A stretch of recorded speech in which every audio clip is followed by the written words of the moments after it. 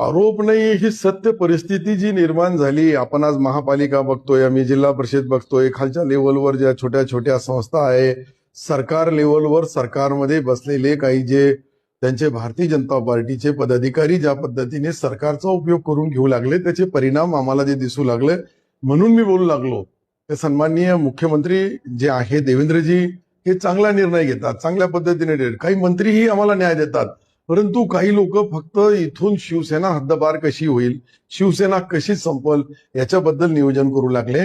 जे सन्माननीय एकनाथ शिंदे साहेबांनी त्या काळामध्ये ज्या पद्धतीने सरकारला जो सरकार होता तो सरकार बदलून नवीन सरकार आणला, स्वतः मुख्यमंत्री असताना त्यांनी जे रात्रंदिवस प्रयत्न केले, हे सर्व लोक विसरले आता.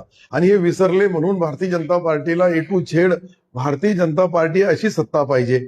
आज अशी सत्ता पाहिजे असेल तर आपोआप शिवसेना संपल्याशिवाय त्यांची सत्ता ए टू झेड येणार नाही. गल्ली ते दिल्ली काय आहे त्यांचं राजकारण मला समजत नाही, परंतु आम्ही त्यांचे मित्र पक्ष आहे, छोटे भाऊ आहे, ते आमचे मोठे भाऊ आहे. त्यांनी न्याय देताना कुठेही भाजपकडून शिवसेनेवर अन्याय होणार नाही याची दक्षता स्थानिक पातळीवर जे राजकारण चालू आहे याला आळा बसवण्यासाठी विशेष प्रयत्न जोपर्यंत एकनाथ शिंदे साहेब आणि देवेंद्रजी करणार नाही तोपर्यंत याचे परिणाम खाली जी खतखत आहे ती परत अजून त्याला एक आगळा वेगळा रूप येऊ शकतं असं मला तरी वाटतं.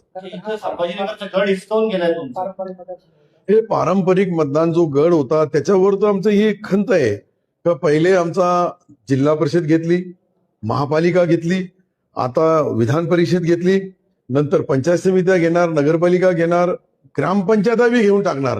तर सर्व आम्हाला सत्तेमधूनच तळी पार करायचा किंवा हद्दपार करायचा किंवा अजून काय त्याला शब्द लावणार, माझ्याकडे बोलायला शब्द नाहीये. परंतु ही परिस्थिती गंभीर आहे.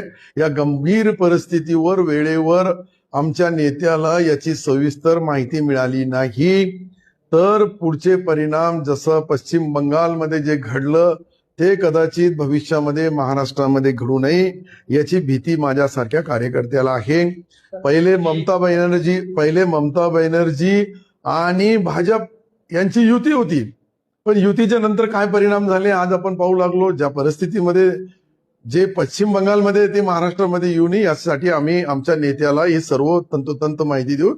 माझ्या जिल्ह्यामध्ये मराठवाड्यामध्ये जी परिस्थिती मी पाहू लागलो, अनेक जिल्ह्यामध्ये मी जातो, तिथलची परिस्थिती पाहिल्यानंतर ऐकल्यानंतर माझ्यासारख्या कार्यकर्त्यांना दुःख होतो का आपण जे 2.5 वर्ष ज्या पक्षाला सोडून आपण एक पक्षासाठी भारतीय जनता पार्टी आमचा जो जुना मित्र पक्ष आहे याच्यासाठी आम्ही आमच्या पक्षाच्या नेत्याला सोडून इकडे आलो आणि परत अशी परिस्थिती निर्माण होईल. आज जी परिस्थिती निर्माण होते ते स्लो पाहिजे नाही, हळूहळू